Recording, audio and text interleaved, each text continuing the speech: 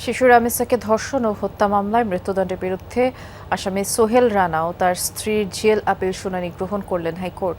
অপরাধ স্বীকার করলেও তা অনিচ্ছাকৃত ভুল বলে দাবি করে সোহেল রানা। এদিকে ঘটনার সাথে অন্যায়ভাবে তাকে জড়ানো হয়েছে এই দাবি করে খালাস চেয়েছেন স্বপ্না খাতুন। রামিসা ও আসিয়া হত্যা মামলা অগ্রাধিকার ভিত্তিতে শুনানি করতে চায় রাষ্ট্রপক্ষ, জানিয়েছেন অ্যাটর্নি জেনারেল। শিশু রামিসাকে ধর্ষণ ও হত্যার ঘটনায় গত ৭ জুন আসামি সোহেল রানা ও তার স্ত্রী স্বপ্না খাতুনকে মৃত্যুদণ্ডের রায় দেয় বিচারিক আদালত।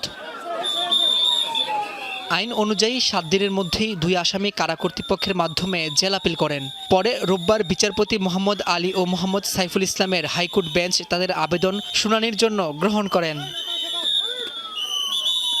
জেল আপিলে আসামি সোহেল রানার দাবি, তিনি নেশাগ্রস্ত অবস্থায় ছিলেন, অনিচ্ছাকৃতভাবে রামিসার সাথে ঘটিয়েছেন এই অপরাধ। আর স্বপ্না দাবি করেন রামিসা হত্যাকাণ্ডের সঙ্গে তিনি জড়িতই ছিলেন না।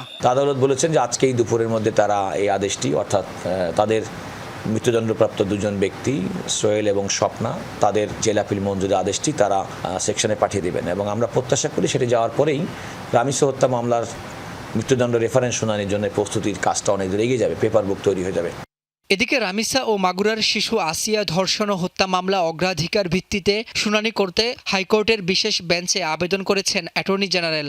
আদালতকে জানিয়েছি যে রাষ্ট্রের পক্ষ থেকে এই মামলাগুলোর শুনানি এবং নিষ্পত্তিতে আমরা কোনো রকম মুলতবি গ্রহণ করব না। যতগুলো মামলা আছে আমাদের পূর্ণ প্রস্তুতি আছে।